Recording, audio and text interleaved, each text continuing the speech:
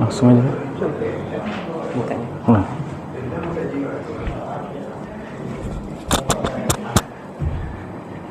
Assalamualaikum warahmatullahi wabarakatuh.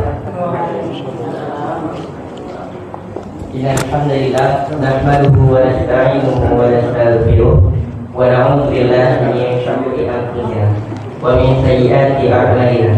May yahdihillahu fala mudilla lahu wa may yudlilhu fala hadiya lahu.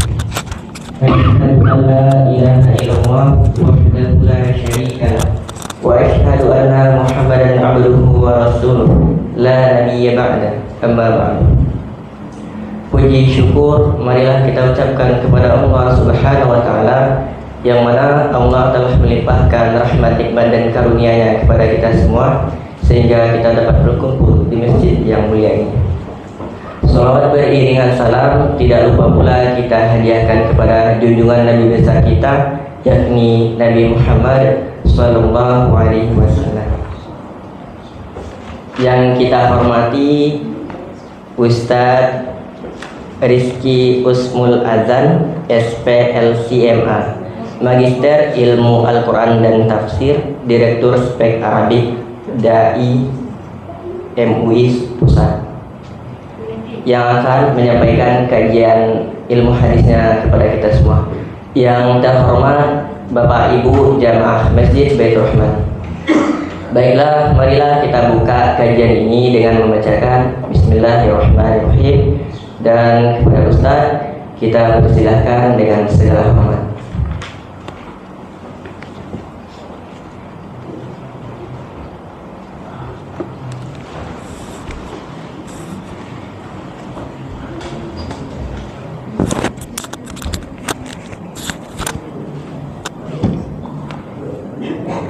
Bismillahirrahmanirrahim. Assalamualaikum warahmatullahi wabarakatuh. Alhamdulillahirabbil alamin. Wassalatu wassalamu ala asyrafil anbiya'i wal mursalin habibina wa syafi'ina maulana Muhammadin wa ala alihi wa ashabihi wa man ihtada bihadihi ila yaumiddin. Allahumma 'allimna ma yanfa'una wanfa'na bima 'allamtana wa zidna ilman ya rabbal alamin. Amma ba'du.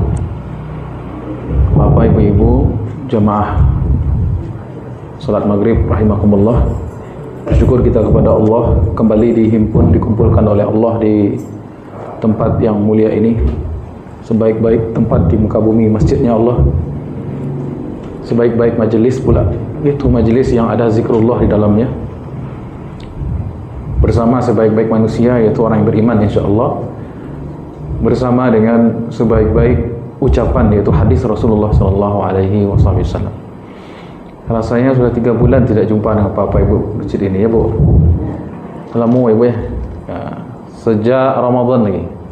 Ini 4 bulan berarti. Sejak Ramadan tibur sampai kemarin halangannya macam-macam. Ya hujan beberapa kali, Idul Adha dan lain sebagainya. Ya kembali lagi pertemuan, perjumpaan, perpisahan semuanya diatur oleh Allah Subhanahu wa taala. Baiklah, dengan niat untuk mengambil keberkahan dari ucapan atau hadis Rasulullah sallallahu alaihi wasallam, kita lanjutkan mengaji kitab Al-Adabul Mufrad, buku yang ditulis pertama kali oleh Al-Imam Al-Bukhari rahimahullahu taala. Hadis-hadis seputar tentang akhlak atau adab seorang muslim. Mudah-mudahan dengan keberkahan Rasulullah dan hadis beliau sehingga Allah perbaiki akhlak kita, sebagaimana kita selalu berdoa ketika kita bercermin. Apa doa ketika bercermin Bu? Allahumma ahsin khuluqi kama ahsanta khalqi. Ya Allah, sempurnakan terus, perbaiki terus akhlakku sebagaimana Engkau telah menyempurnakan penciptaanku sebagai manusia. Kemudian akhlak yang mulia tujuan dari agama. Tujuan daripada agama bukan salat, zakat, haji, itu rukun agama, tapi tujuannya itu menciptakan akhlak yang mulia, akhlak kepada Allah dan akhlak kepada makhluk Allah, akhlak kepada sesama manusia, bahkan akhlak kepada lingkungan, hewan, tanaman, itu semua ada kajiannya, bimbingannya di dalam Al-Islam. Baik, kita masih bersama bab tentang bermuasyarah atau berakhlak dalam hubungan keluarga, terutama kepada kedua orang tua. Hadis yang ke-21, suatu ketika Rasulullah SAW diriwayatkan dari Abu Hurairah bahwasanya suatu ketika Nabi Muhammad SAW, Rasul kita berkata, ragima anfuh, ragima anfuh, ragima anfuh. Ragima anfuh itu bahasa Arab artinya ungkapan. Kalau kalau arti secara harfiahnya, telah berdebu hidung seseorang. Al-anfu itu artinya hidung. Ar-ragam artinya debu, tanah. Maksudnya babu hidung orang tuh. Maksudnya apa? Itu ungkapan bahasa Arab, artinya orang itu sangat hina. Orang itu sangat hina, sungguh hina dia, sungguh hina dia, sungguh hina dia. Kemudian sahabat bertanya, ya Rasulullah, man? Siapa yang dimaksud itu? Yang sangat hina itu sampai diulang 3 kali oleh Nabi. Kemudian apa jawab Nabi? Man adraka walidayh indahul kibar au ahadahuma fadakhalan nar. Siapa yang membersamai kedua orang tuanya atau salah satunya sampai masa senja, sampai renta tua orang tuanya, tetapi justru memasukkan mereka ke neraka. Orang paling hina. Pekan lalu kita ada pengajian, 2 pekan yang lalu ada pengajian di Masjid Al-Hakim, pengajian rutin tafsir Quran. Bapak Ibu yang mau hadir silahkan, setiap hari Rabu jam 9:30 sampai jam 11 siang. Hari Selasa itu pengajian Islam umum tematik oleh Buya Gus Rizal Gazahar. Hari Rabu kita yang isi kajian tafsir dan tadabbur Quran. Nah, jadi fokus ke Al-Quranul Karim dan mentadaburi ayat. 2 pekan yang lalu ada ibu-ibu setelah pengajian datang kampung sambil berurai air mata. Waduh, masalah apa? Biasanya begitu sudah pengajian, kalau tidak waktu sholat datang, disuruh duduk sebentar. Ada saja yang bertanya. Kalau bertanya di forum itu tidak puas katanya. Ada yang ingin bertanya 2 mata, 4 mata. Berhadap-hadapan langsung. Biasanya ibu-ibu yang banyak. Bapak ada sekali. Kemudian ibu-ibu ini baru datang saja sudah berurai air mata. Ustaz, tadi ambo bertanya, memang ibu itu bertanya tadi, cuman tidak puas Ustaz. Ambo pengen bertanya lebih serius. Abdo tubuh. Ambo punya banyak rumah, ruko sekian di Padang kok. Orang menengah ke atas berarti. Kemudian anak ambo itu sudah ambo bekali semua dengan modal usaha, bahkan sudah punya anak pula, sudah dibikin rumah masing-masing, mereka ada 5 orang. Ya bikin rumah masing-masing tuan anaknya, dikasih modal pula modal usaha. Tapi harta yang saya punya kini kok ambo kalah janda Ustaz. Ibu tu umurnya lah 75-an dah tu. Ambo kan janda Ustaz. Mereka yang hidup kan anak ambo sedalahnya masih menuntut harta yang ambo punya untuk mereka. Didasaknya ambo Ustaz. Yang beliau punya harta yang lain, rumah properti yang lain, didasaknya ambo. Ba'a tu hukumnya itu Ustaz. Terus kalau kita sebagai dai atau ustaz, kita jawab, yaitu termasuk perbuatan durhaka, menyusahkan hati orang tua itu durhaka. Menetes air mata ibu bapak itu termasuk dosa yang paling besar, termasuk dosa yang paling cepat datang azabnya. Sebagai orang tua Bu, satu saja Bu, banyak bersabar. Jangan terlalu acuk mana ibu menitik air mata gara-gara kelakuan anak. Kenapa? Kalau ibu benar sayang ke anak, padiah memang padiah. Tapi usahawan juga air mata ini tidak terlalu banyak turun. Itulah perjuangan seorang ibu, bahkan di akhir hayat pun harus demikian. Dengan tingkah laku anak. Kalau saya lihat itu anak kurang tahu diri, sudah dibangunkan rumah, sudah berpunya anak pula, berumah tangga, dikasih modal, udah hidupnya senang, masih juga ingin meminta, itu rakus namanya. Karena tidak boleh yang namanya harta orang tua, tapi harta anak sebagaimana penjelasan hadis sebelumnya, itu harta orang tua. Jikalau orang anak punya harta, dia dipakai sama bapak ibunya, tidak masalah, karena itu juga bagian dari harta orang tua. Tapi kalau namanya harta orang tua, bukan harta anak, kecuali yang telah dihibahkan, diberikan. Semasa hidup boleh menghibahkan. Atau yang telah diwasiatkan menjelang akan meninggal, maksimal sepertiga. Atau nanti setelah bapak ibu ini meninggal, harta warisan itu baru diwariskan, baru dibagi sesuai dengan mawaris atau faraid, secara waris Islam. Baru menjadi berpindah ke tangan ahli warisnya, anak-anak kandungnya yang terkuat di situ. Tapi ini anak, la haula wala quwata illa billah, sudah dinasihati tidak mempan, ya. Bagaimana caranya Ustaz? Mungkin yang menyampaikan bukan ibu lagi, ada orang yang mungkin bisa mendengar mereka. Jadi sekarang sementara bersabar ibu. Boleh jadi ini memang Allah ingin mengangkat derajat kita dengan ujian yang demikian. Karena ujian itu datang dari berbagai sisi. Terkadang ujian hidup datang dari suami sendiri, terkadang ujian hidup datang dari istri sendiri, dari anak sendiri, dari cucu sendiri, dari tetangga sendiri, dari teman sekantor dan lain sebagainya. Kita ini ujian bagi orang lain ujian bagi kita. Saling menguji satu sama lain. Bapak Ibu sekarang sedang diuji sama Ambo. Apa ujian Bapak Ibu ini? Sabar mendengarkan. Ambo pun sedang diuji gini, diuji menyampaikan dengan cara yang baik, sesuai dengan apa yang diamanahkan ilmu kepada kita dulu waktu belajar. Jadi kita sama-sama diuji ya Pak Ibu ya. Bersabar kita sebentar sampai waktu Isya iktikaf. Jadi itu yang mungkin yang bisa disampaikan kepada ibunda tadi. Jangan terlalu banyak menangis dengan tingkah anak. Kalau banyak menangis takutnya anak itu yang cilaka.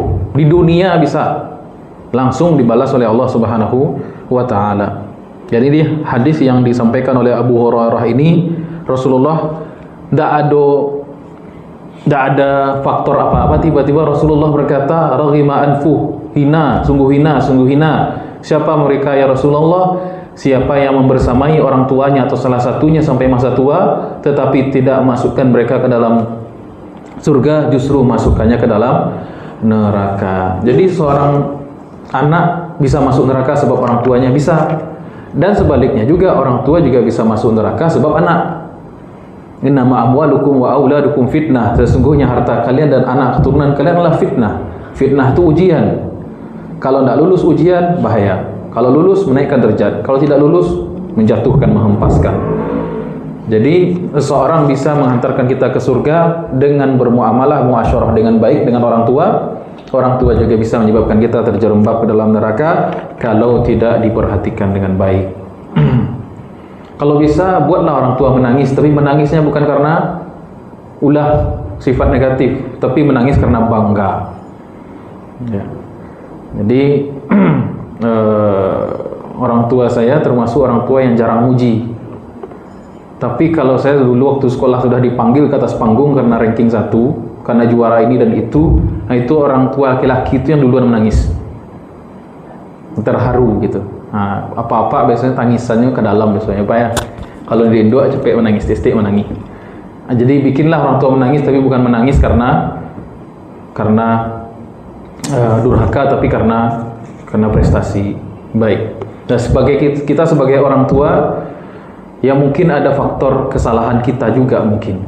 Kalau kita mendapati anak durhaka, itu tadi bersabar, jangan sampai memperbanyak tangisan, mengadu saja kepada Allah, tetap kita hibah kepada anak, kemudian mendoakan anak. Boleh jadi faktornya karena kita. Ada seorang datang kepada Umar bin Khattab, anak saya durhaka. Kemudian anak itu ditanya sama Umar, benarkah engkau berkata kasar pada orang tuamu, durhaka? Iya. Apakah kamu pernah diajarkan tentang adab-adab Islam, hadis-hadis Nabi tentang agama? Tidak, katanya. Maka kata Umar kepada orang tuanya, engkau yang membuat anak itu durhaka pada engkau. Atau dididik agama tapi uang selama ini yang diberikan kepada anak itu tidak halal, sehingga anak itu hatinya kotor, anak itu susah dididik, panganannya kok kau negatif semua. Isi palanya, keinginannya itu hanya untuk negatif semua. Jadi kita kadang tidak bisa menyalahkan anak 100%. Sebagai orang tua boleh jadi mungkin karena kesalahan kita pribadi. Baik, hadis yang ke berapa nih? Hadis yang ke-22 dari Sahal bin Mu'az dari bapaknya, qala Nabi sallallahu alaihi wasallam. Nah, ini kalau ada ketemu hadis dari bapaknya, dari kakeknya, itulah kebiasaan para sahabat dan tabi'in. Mereka itu belajar hadis kepada orang tuanya dulu sebelum menerima perawi di luar keluarganya. Jadi saya meriwayatkan hadis ini dari ayah saya dari kakek saya, kakeknya itu yang sahabat Nabi kadang-kadang. Jadi cucunya itu tabi'in, sedangkan anaknya itu tabi'in, sedangkan yang sahabat itu kakeknya. Kalau kita membaca hadis sering kita temui redaksi seperti ini, karena memang hadis itu diajarkan di rumah-rumah orang Islam. Hari ini jarang kita temukan sekarang bapak yang mengajarkan meriwayatkan hadis kepada anaknya. Ini jarang, ya? Bukan ada ado Bu. Kalau ambo dojo mengajarkan anak ambo. Jarang tapi. Nak sikona, apa mendengar hadis dari ustaz? Apa dulu pas kuliah agama empat dapat hadis kah? Kini empat wariskan ke anak kini. Menanda. Seharusnya begitu. Sebelum anak mengenal Al-Quran, sebelum anak mengenal Al-Fatihah di guru TK-nya, guru SD-nya, guru agamanya di sekolah, sebenarnya anak itu harus mengambil Al-Fatihah dari bapak ibunya. Kenapa? Kalau anak kita diajarkan Al-Fatihah oleh guru ngaji, berarti pahala Al-Fatihah itu didapatkan oleh guru ngaji.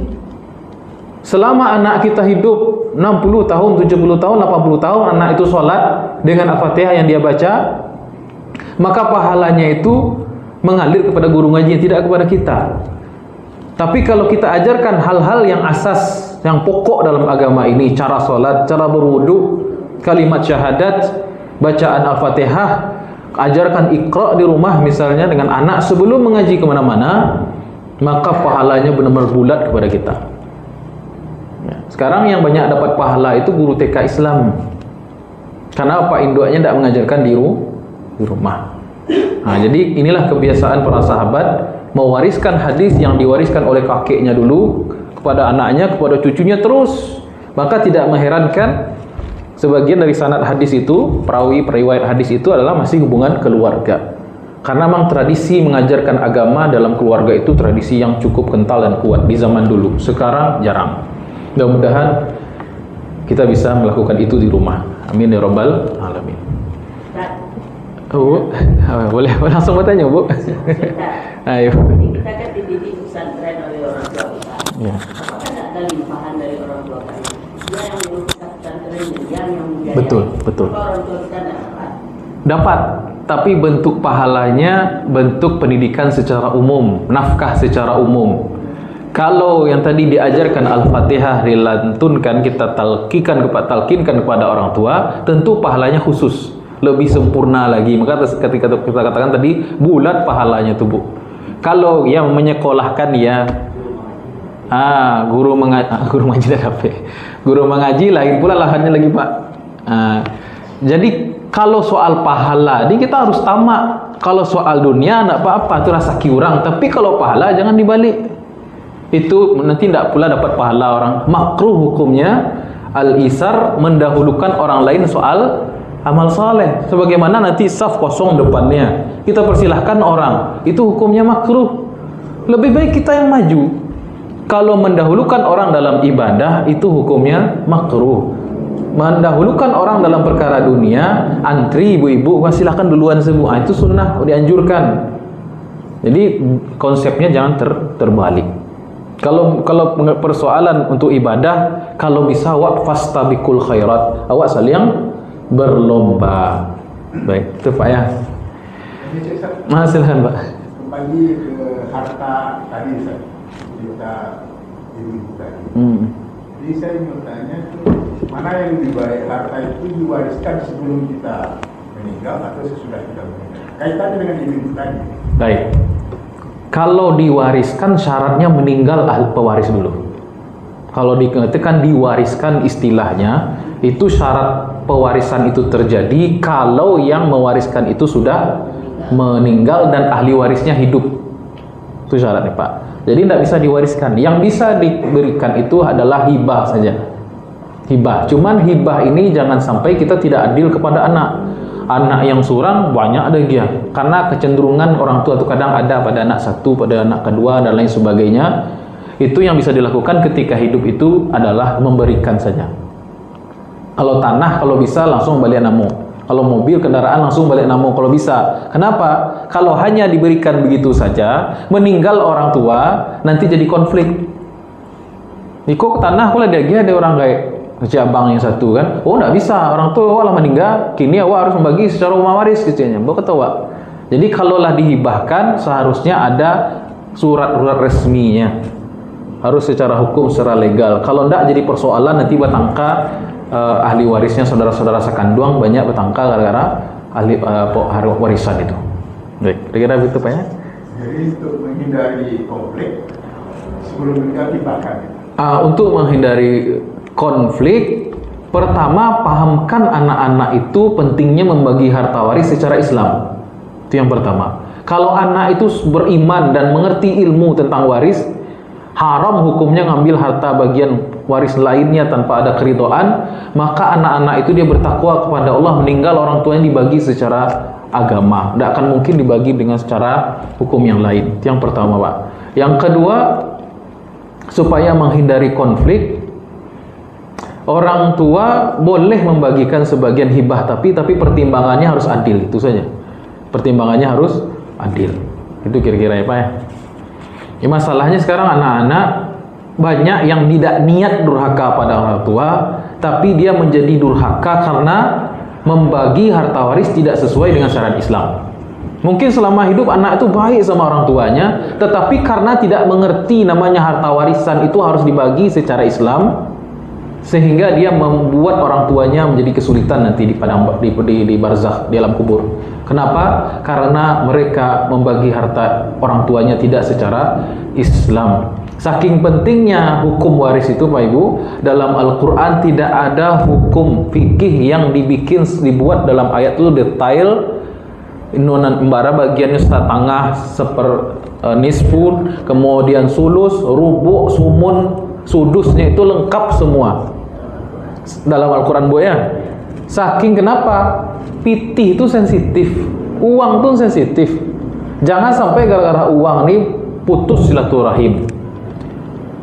Jadi kata ulama, kalau ada orang yang meninggal orang tuanya, lalu harta warisannya tidak dibagi secara hukum agama, maka dia terkena 3 dosa sekaligus. Dosa kadang-kadang salah. Yang pertama durhaka pada orang tua. Yang kedua memutus silaturahim dengan saudara. Yang ketiga memakan haknya atau mengambil hak orang lain. Jadi bahkan ada ulama yang mengatakan kalau ingin lihat ahli neraka yang berjalan di muka bumi, lihatlah anak-anak yang tidak membagi harta warisan secara hukum Islam. Karena dia 3 langsung dosa yang dia kumpulkan. Sejengkal 1 meter pun kalau namanya tanah tak boleh awak ambil. Dah banyak contoh ambo cari di dunia apa. Masih muda, saya masih muda ambo lah banyak ambo cari orang yang mengambil harta orang walaupun sejengkal tanah, itu hukumannya dimajukan di dunia. Tak salamai. Tak ada yang selamat kalau sudah menzalimi orang lain, apalagi saudara sendiri, menyakiti pula orang tua. Nauzubillahi min zalik. Jadi memang betul bekal utama seorang anak, pendidikan porsi yang paling besar yang harus diajarkan kepada anak dari orang tua, salah satunya hukum waris. Wanti-wanti anak dari kini, kalau masih pujo anak, wanti-wanti. Nak, nanti kalau Pak lama meninggal bisa bagi secara hukum waris agama. Jangan bagi dengan cara yang lain. Kalau tidak paham, tanya ke Ustadz yang paham fikih mawaris atau fikih faraid itu. Jangan sampai dibagi dengan cara yang bukan Islam, karena hakikatnya zalim. Kecuali setelah dibagi, saudara-saudaraku bayu-iyo, kalau aku mungkin saudara yang nomor 1 hidupnya susah, dibagi saja menurut keperluan. Misalnya tidak ada bagi selaku saling bakarelaan, itu tidak masalah. Kalau dibagi secara syar'i atau secara berkerelaan, maka itu tidak apa-apa. Tapi kalau ingin tegak hukum, ya harus secara hukum waris secara Islam. Ya. Kata Rasul SAW, ilmu agama pertama yang diangkat di muka bumi ini adalah ilmu waris. Hal pertama yang hilang dari Islam adalah ilmu waris. Yang terakhir hilang adalah kalimat la ilaha illallah. Nanti di akhir zaman orang muncul masyarakat yang ditanya, kamu Islam? Iya. Apa yang kamu tahu dari Islam? Cuman la ilaha illallah, solat tak tahu, makan babi. Itulah mulai itu di Cina tuh. Dulu kita pas kuliah banyak teman dari Cina dapat beasiswa dari Arab Saudi. Itu katanya penduduk Cina itu setiap provinsi itu ada 5%, pasti ada 5% minimal orang Islam Cina, Tiongkok. Tetapi keadaan agamanya memprihatinkan. Islam tapi makan babi. Islam tapi tidak kenal jilbab bagi perempuan ini. Islam tapi masjid kosong. Jadi yang ilmu pertama, amal pertama yang diangkat oleh Allah daripada Islam ini di akhir zaman adalah ilmu waris. Orang akan melupakan itu nanti. Akan membagi waris secara hukum positif, hukum mungkin pengadilan biasa. Dan yang terakhir yang dicabut adalah kalimat la ilaha illallah. Nah, maka jangan sampai agama ini kurang di zaman kita. Masih hidup juga kita, kalau bisa tidak ada agama ini yang kurang. Semuanya lengkap. Nah, itu dimulai dari kita sendiri, dari keluarga kita kepada anak-anak di Pataruhan Bana. Tunjukkan harta kita semua. Tapi biasanya ciri-ciri orang yang akan meninggal itu lah menunjukkan hartanya. Tapi jangan pula takut ibu, bapak. Meninggal itu kan perjumpaan dengan Allah. Jadi kalau kita harus tunjukkan pada anak, nah ini harta bapak, ini harta ibu, semua. Dan harus jelas statusnya. Nah ini ku harta bapak murni, nah ku harta ibu murni. Ada harta pencarian basamo, namanya gono gini istilahnya, dicari-cari basamo itu separuh berarti. Separuh. Jadi kalau nanti dibagi rumah itu harganya 2 miliar misalnya, berarti kalau yang meninggal ibu berarti 1 miliar yang dibagi itunya. Nah, jadi harta yang dicari bersama itu statusnya apa? Jangan bercampur. Kalau bapak ini harta bapak, jelaskan kepada anak. Orang tua saya sudah begitu menjelaskan, tanah pak di situ, rumah pak situ. Situ ada tanah sekian, situ ada tanah sekian. Sudah mulai bapak menjelaskan seperti itu. Supaya apa? Kita tahu harta orang tua kita, jangan sampai kita ambil bagian saudara kita sendiri. Dan yang terpenting, seluruh saudara kita, seluruh anak-anak itu mengerti pentingnya membagi harta secara waris. Takutlah kepada Allah. Jangan menzalimi orang lain, jangan menzalimi saudara sendiri, dan jangan durhaka kepada orang tua melalui jalur harta warisan. Baik, hadis yang kedua. Dari Sahal bin Mu'az, dari bapaknya, qala Nabi, berarti bapaknya sahabat Nabi ini. Berarti Sahal bin Mu'az ini seorang tabi'in. Qala Nabi sallallahu alaihi wasallam, man barra walidayhi tubalah. Zadallahu azza wa jalla fi umrihi. Kata Nabi sallallahu alaihi wasallam, siapa yang berbuat baik kepada orang tuanya, kedua orang tuanya, tuba lahu, maka sungguh beruntung dia. Tuba itu nama sebuah pohon di surga. Ini sebagian ulama mengatakan tuba pakai tok, tuba itu nama sebuah pohon di dalam surga. Secara bahasa artinya khair atau as-sa'adah. Jadi pohon kebahagiaan atau pohon kebaikan yang ada di surga. Namun tuba dalam bahasa Arab juga digunakan bermakna keberuntungan. Kalau orang Cina sebut memelihara anak itu hoki je. Ibu pernah dengar itu, Bu? Jadi kalau orang Jepang dulu punya tradisi membuang orang gayanya kalau lah tua ke hutan. Tapi kalau orang Cina terbalik. Orang Cina ini makin banyak orang gaek di rumah itu makin hoki katanya. Makin disenangkan orang tua itu hoki gitu. Nah, jadi masa kalah Islam kita Muslim daripada orang China gitu kan. Apalagi Cina Muslim, luar biasa lagi penghormatan mereka kepada orang tua. Ada sebuah hadis disebutkan oleh Buya Hamka dalam menafsirkan firman Allah Subhanahu wa taala, summa radadnahu asfala safilin di surat At-Tin. Hadis itu diriwayatkan oleh Anas bin Malik, perawinya Abu Ya'la. Di situ dikatakan, jika seseorang muslim dari baligh sampai dia berumur 90 tahun. Kalau ada muslim nih Pak, Ibu, laki-laki perempuan terserah muslim atau muslimah, dari baligh dia istiqomah Islam sampai umur 90 tahun, maka dia mendapatkan pertama dosanya yang telah lalu dan yang akan datang sudah diampuni. susah. Karena umur sudah tua itu kan susah. Tulang lah sakit, badan lah susah, napas aja susah, apalagi naik tangga, berjalan aja payah, pendengaran lah telah susah, mata lah kabur dan lain sebagainya. Istiqomah dia Islam sampai umur 90 tahun. Maka kata Rasul sallallahu alaihi wasallam, "Ghafarallahu ma taqaddama min dzambihi wa ma ta'akhkhar." Diampuni dosa-dosanya yang telah lalu maupun dosa yang akan datang. Yang kemudian yang kedua, dia dijadikan orang kepercayaan Allah di muka bumi. Dah sayang Allah sama dia. Yang ketiga, dia diizinkan Allah untuk memberikan syafaat bagi ahli keluarganya yang masuk neraka.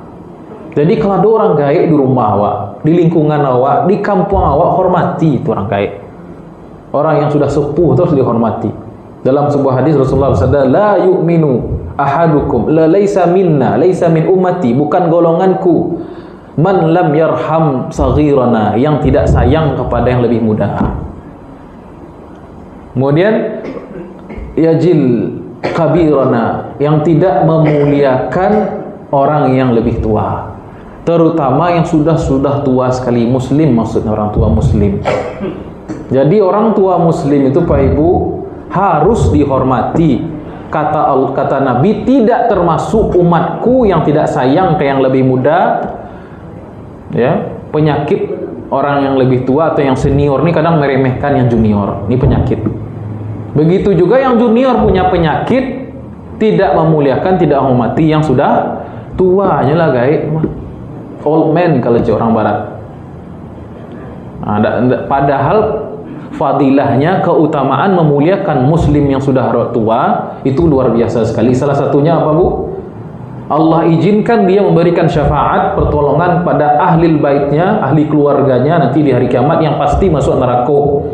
Jadi kalau ada di rumah gadang, di rumah kita ada orang tua, itu yang boleh jadi menyelamatkan kita nanti di akhirat. Jangan lihat karena dia menyusahkan, mendangalah payah, maki-maki awak kalau mengicik pada orang gaib itu. Jangan, sabar. Kenapa? Karena Allah sudah mengizinkan dia memegang kalimat tauhid dari dia balik, dia istiqomah Islam sampai 90 tahun. Awak belum tentu leh. Dan kita belum tentu selamat di akhirat. Entah syafaat siapa yang kita peroleh sehingga kita keluar dari kesusahan nanti di hari kiamat. Syafaat itu macam-macam. Ada syafaat dari Rasulullah, itu syafaat yang paling besar. Ada syafaat dari aulia Allah atau orang-orang saleh, para ulama. Ada syafaat dari orang yang hadir majelisnya para ulama. Ada syafaat dari orang tua dari kalangan kaum muslimin. Jadi ambo kalau sejak tahu hadis itu, ambo tidak pernah sekalipun meremehkan orang tua muslim tuh. Hormat ambo sama orang kaya muslim. Karena mereka itulah orang percayaan Allah di muka bumi, dosanya tidak ada leh. Kalau lah 90 tahun ya. Tapi bukan berarti kalau 90 tahun bebas maksiat aja. Itu namanya tua-tua keladi. Makin tua makin jadi. Jadi lah sama kedudukannya mirip-mirip sama Nabi itu. Liyaghfirakallahu ma taqaddama min dzambika wa ma ta'akhkhar. Dia kata Allah, agar Allah mengampuni engkau dalam surah Al-Fath itu, agar Allah mengampuni engkau wahai Muhammad dosamu yang telah berlalu dan yang akan datang. Kalau 90 tahun. Makanya Bapak Ibu-ibu, ikhtiar kita supaya umur kita panjang. Ikhtiar agar kita diberikan umur yang panjang. Tuba liman tala umruhu wa hasuna amaluhu. Tapi tidak sekedar panjang umur, tapi amalnya juga baik. Beruntung orang yang umurnya panjang kata Rasul dan amalnya juga baik. Sebaliknya kalau sangat sial orang yang umurnya panjang tapi amalnya rusak semua. Malah didoakan di orang bilu gaib mati. Nah, ini tidak mudah kita inginkan demikian. Yang jelas orang-orang tua dari kalangan kaum muslimin kedudukannya mulia, harus dimuliakan. Kemudian siapa lagi? Man lam ya'rif li'alimina haqqahu. Bukan golongan kami kata Rasulullah orang yang tidak menunaikan hak-hak para ulama. Jadi 3 golongan yang harus kita perhatikan betul kata Rasul. Bukan golonganku, Nabi berlepas diri daripada dia. Yang pertama yang tidak menyayangi yang lebih muda. Yang lebih tua sayangi yang muda. Ada anak muda kamu saji, walaupun dia pakai mungkin celananya cabai-cabai atau dia solatnya belum betul, tidak pakai peci, duduk pula di depan, solat pula di depan gitu kan, bajunya singkek, mungkin nampak pinggangnya, jangan diberangan dulu. Anjalihnya nak mudu pergi ke masjid sudah bagus tuh. Anak muda udah mau saja ke masjid udah luar biasa. Kalau dimarahin takutnya kapoknya ke masjid. Malih ke masjid mah kan berang ditaruh di depan. Di ibu tuh. Nah, jadi yang tua memuliakan yang muda menghormati yang tua tanpa harus menuntut. Nah, nih, tanpa harus menuntut. Kadang-kala yang repot itu kalau menuntut. Angku muda hormati mbo. Nah, yang muda pun menuntut, apa lagai sayangi ambo. Nah, ini yang repot. Tanpa harus menuntut. Yang ketiga, memuliakan alim ulama. Sudah. Kini yang dimuliakan sayangnya bukan yang tiga itu.